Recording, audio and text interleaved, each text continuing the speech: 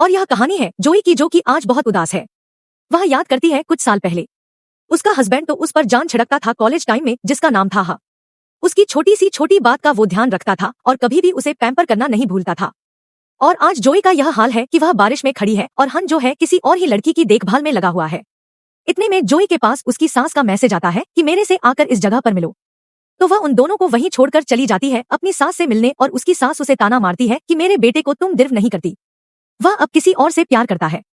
तुम्हारी भलाई इसी में है कि तुम मेरे बेटे को डिवोर्स दे दो। अब जोई के मन से भी हन उतर चुका था उसकी हरकतों के कारण। तो बोलती है ठीक है मैं दे दूंगी, लेकिन मुझे 1 बिलियन चाहिए। यह सुनते ही उसकी सास तो उस पर गुस्सा होने लगती है, लेकिन जोई बोलती है आपके लिए तो अच्छी ही डील है ना, 1 बिलियन दो, किसी को पता ही नहीं लगेगा। हमारी कभी शादी हुई थी, क्योंकि मेरी शादी 4 साल से हो रखी है, लेकिन कभी डिस्क्लोज ही नहीं हुई। और तो और वैसे भी मुझसे शादी तोड़ने के बाद आप ही ने कहा ना वह गैबल ग्रुप की बेटी से शादी करने वाला है, तो आपको क्या प्रॉब्लम है। अगले दिन हम देखते हैं जोई पहुंच जाती है ऑफिस। वो अपने पति हन के ऑफिस में ही प्रोजेक्ट डायरेक्टर लगी होती है। वो हको देखकर सोच रही होती है यह इतना कब बदल लिया, कुछ पता ही नहीं लगा जब हम कॉलेज में थे। यह सारी दुनिया को बताना चाहता था कि मैं इसकी गर्लफ्रेंड हूँ, और अब शादी के बाद यह किसी को बताना ही नहीं चाहता कि मैं इसकी उसकी बेबी हूँ। वह फाइल लेकर अंदर जाती है और को साइन करने को बोलती है। वह जहां जहां बोलती है वहीं पर साइन कर देता है। साइन करने के बाद वह हन को बोलती है आज डीलर पर घर आओगी, लेकिन हान मना कर देता है कि वह बिजी है। इसके बाद जोई जाने लगती है, लेकिन उसके कमरे का हाल देखती है वहां पर जंक फूड भरा हुआ होता है नीना का, और वह सोचती है इसे तो सफाई इतनी पसंद है, लेकिन नीना ऐसा रखे इसका कमरा वह भी इसे पसंद है। इसके बाद जोई फाइल चेक करने लगती है। दरअसल आज धोखे से उसने डिवोर्स पर साइन करा लिए थे हन के, और वह फोन करके अपनी सास को बता देती है कि मैंने साइन करा लिए हैं। यह सुनते ही उसकी सास खुश हो जाती है और जोई बोलती है 1 महीना लगेगा पूरा पेपर वर्क खत्म होने में, तब तक आप जल्दी से 1 बिलियन का इंतजाम कर दो। देर रात को हम देखते हैं जब हम घर पे आते हैं जोई ऑलरेडी सो चुकी होती है। वह उसके लिए तोहफा लाए होते हैं, इसलिए वह उसे उठाते हैं और वह तोहफा देते हैं। वो तोहफा देखती है, उसमें एक घड़ी होती है, और वह हन की तरफ देखकर बोलती है अगर तुम्हें कोई और पसंद है तो मुझे बता सकते हो, मैं तुम्हारे रास्ते से हट जाऊंगी। तो हन बोलते हैं यह तुम क्या बोल रही हो। इस पर जोई बोलती है डिवोर्स ले लेते हैं। यह सुनते ही उसका गला पकड़ लेते हैं और बोलते हैं तुम ऐसा क्यों सोच रही हो। इतने में हन के पास कॉल आती है नीना की, जिसे उसकी देर रात को जरूरत थी। फोन रखने के बाद हजूई को बोलते हैं अगर तुम्हें यह तोहफा पसंद नहीं आया मैं तुम्हें कोई और ला दूंगा। यह बोलकर वह निकल जाते हैं नीना से मिलने, और वहीं जोई मन ही मन सोच रही होती है मेरा मन उठ चुका है अब तुमसे। अगले दिन हम देखते हैं हंस जोई को गिफ्ट चेंज करवा कर भेज देते हैं, जो कि नेकलेस होते हैं। तो जोई कॉल लगाती है अपनी बेस्ट फ्रेंड सारा को और उसे वह ज्वेलरी दिखाती है और बोलती है इसे बेच के कितने पैसे मिलेंगे। तो वह बोलती है अच्छे खासे मिल जाएंगे। इतने में वह अपनी वेडिंग रिंग भी उतार कर बोलती है यह भी बेचनी है। तो सारा बोलती है यह क्या, यह तो तुम्हारी शादी की रिंग है, तुम यह क्या करना चाहती हो। तो वह बोलती है यह सब बेच के पैसे ऑर्फनेज में दे देना, क्योंकि हने मेरे पर चीट किया है। उसकी दोस्त को बहुत बुरा लगता है और वह बोलती है तुम फिक्र मत करो, जैसा तुमने बोला मैं वैसा ही करूंगी। कुछ देर के बाद हम देखते हैं जोई गाड़ी ड्राइव कर रही होती है, लेकिन इसी बीच उसका एक्सीडेंट हो जाता है और उसके सिर पर चोट लग जाती है। पीछे वाली गाड़ी का ड्राइवर उतर कर आता है और वह बोलता है हम कंपनसेशन देने को तैयार हैं, लेकिन जोई मना कर देती है और बोलती है पुलिस को यह सब हैंडल करने दो। तो वह ड्राइवर वापस चला जाता है और मिस्टर जॉन जो सीईओ है यूनिटी ग्रुप के, उन्हें जाकर बताता है कि वह बोल रही है कि उसे कंपनसेशन नहीं चाहिए। तो जॉन बोलते हैं मैं लेट हो रहा हूँ, तुम सब संभाल लो, मैं निकलता हूँ। यह बोलकर वह गाड़ी से उतरती है और जोई की ओर देखने लगते हैं। जोई भी उन्हें देखती है। इतने में जॉन को एहसास होता है कि उसके कपड़े बुरे से भीग गए हैं, तो वह अपना कोट उतार के ड्राइवर को देते हैं कि उसे दे दो, और वह वहां से निकल जाते हैं। जोई वह कोट पहन लेती है और बोलती है मैं जल्दी से धोकर वापस कर दूंगी, और वह सामने से उस आदमी को जाते हुए देखती है जिसने उसे कोट दिया था। कुछ देर के बाद हम देखते हैं वह हॉस्पिटल में होती है और हन को पता लग गया था कि उसका एक्सीडेंट हुआ है, तो वह वहां पर भागा भागा आ जाता है। वह उससे उसकी तबीयत पूछने लगता है और डॉक्टर से दवाइयां लेकर ले जाता है उसे अपने साथ। गाड़ी में बैठकर वह जोई की सीट बेल्ट लगाना चाहता है, लेकिन जोई उसे लगाने नहीं देती, जिस पर उसे कुछ चीज खटकती है और वह इतने में बोलता है यह कोट किसका डाला हुआ है तुमने। तो जोई उसे चिढ़ाने के लिए बोलती है गेस करो, जिसे सुनते ही उसे गुस्सा आ जाता है और वह जबरदस्ती वह कोट उतारता है और गाड़ी से नीचे फेंक देता है। जोई मना भी करती है, लेकिन उसकी एक नहीं चलती और उसे जबरदस्ती किस करने लगते हैं। जोई हन को साइड हटाना चाहती है, लेकिन उसका कोई बस नहीं चलता। कुछ देर के बाद हन पीछे हटते हैं और बोलते हैं अब तुम्हारा गुस्सा शांत हुआ।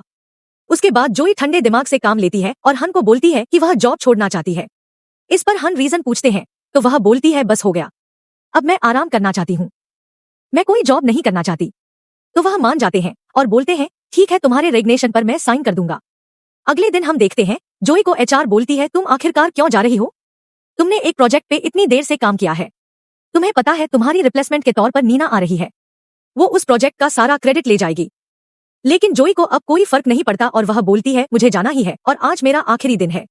दूसरी ओर हम देखते हैं नीना जोई का डेस्क साफ करा रही होती है और सारा सामान जल्दी जल्दी हटाने को बोलती है और वह साथ में यह भी बोलती है, मुझे सेकंड हैंड चीजें बिल्कुल पसंद नहीं, हटा दो जल्दी से।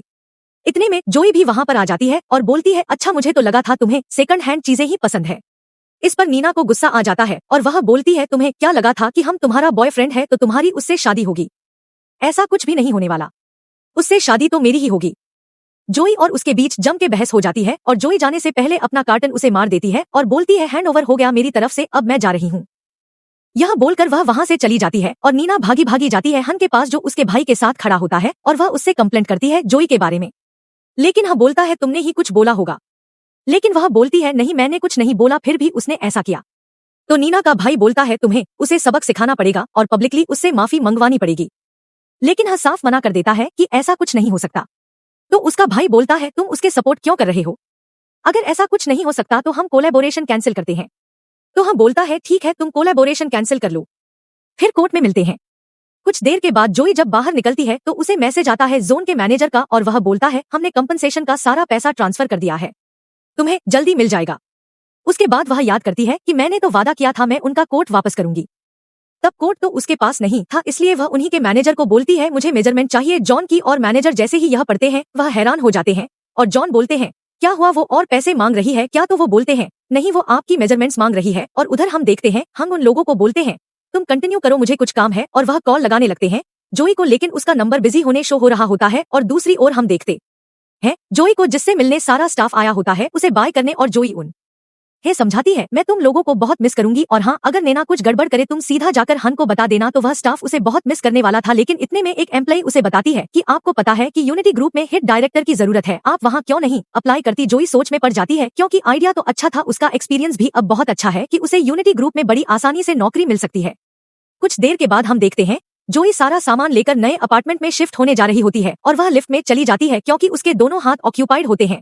तो पीछे खड़ा आदमी उससे फ्लोर नंबर पूछता है तो वह थर्ड फ्लोर बोलती है और वह आदमी आगे बढ़ता है थर्ड प्रेस करने के लिए। इसी बीच जोई उसकी शक्ल देखती है और दोनों एक दूसरे को पहचान लेते हैं। जोई बोलती है, क्या कोइंसिडेंस है ना हम यहाँ पर मिल गए? इस पर जॉन बोलता है, क्या तुम्हें मेरी मेजरमेंट्स अभी भी चाहिए? तो बोलती है, हाँ ऑफ कोर्स। इतने में जॉन का फ्लोर आ जाता है और वह निकल जाते हैं और जोई सोचती है, यह मुझे मेजरमेंट्स देगा या नहीं, कहीं यह मेजरमेंट्स का गलत मतलब तो नहीं समझ रहा। कुछ देर के बाद जोई नए अपार्टमेंट में आ जाती है। इतने में सारा की कॉल आती है। सारा उसे बोलती है, तुम्हारी ज्वेलरी मैंने बेच दी है, कोई और काम नहीं है तो मैं शॉपिंग पे जा रही हूँ। तो वो उसे रोकती है और बोलती है, अच्छा सुनो, तुम्हारा कोई रेफरेंस है क्या यूनिटी ग्रुप में? तो बोलती है, क्यों? तो वह बोलती है, वहाँ पर डायरेक्टर की पोजीशन खाली है, मैं अप्लाई करना चाहती हूँ। तो उसकी दोस्त को याद आता है कि उसका भाई कल ही गोल्फ क्लब में मिलने वाला है उसके सीईओ से। तो वह उसे बोलती है, तुम मेरे साथ कल चलना, मैं तुम्हें मिला दूंगी उसके सीईओ से। अगले दिन हम देखते हैं सारा ले आती है अपनी दोस्त को गोल्फ क्लब में और बोलती है, अच्छा हुआ मैंने तुम्हारे कपड़े चेंज करवा दिए, क्या बेकार से कपड़े डाले थे, देखो यह लग रहे हैं ना सेक्सी से है, लेकिन मैं यहाँ इंटरव्यू के लिए आई हूँ, ऐसे पार्टी करने थोड़ा आई हूँ। तो बोलती है, तुम फिक्र मत करो, जॉन तुम्हें जब देखेगा ना वो फिदा हो जाएगा, तुम्हें ऐसे ही जॉब दे देगा। इतने में वो उसे दिखाती है, देखो देखो वो है जॉन, सीईओ यूनिटी ग्रुप का। जोई उसकी तरफ जैसे ही देखती है उसे यकीन नहीं होता क्योंकि पिछले कुछ दिनों से उसका आमना सामना इसी आदमी से हो रहा होता है। सारा भागी भागी जाती है और जॉन से मिलती है और वह अपनी फ्रेंड को भी इंट्रोड्यूस कराती है। इस पर जॉन बोलता है, तुमने सारा का यूज किया मुझसे मिलने के लिए ताकि तुम्हें मेजरमेंट्स मिल जाए। सारा सोचती है, यह एक दूसरे को जानते हैं क्या?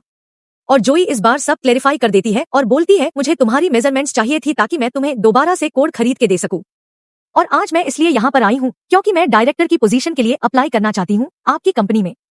जॉन बोलते हैं, यह जॉब तुम्हें नहीं मिल सकती।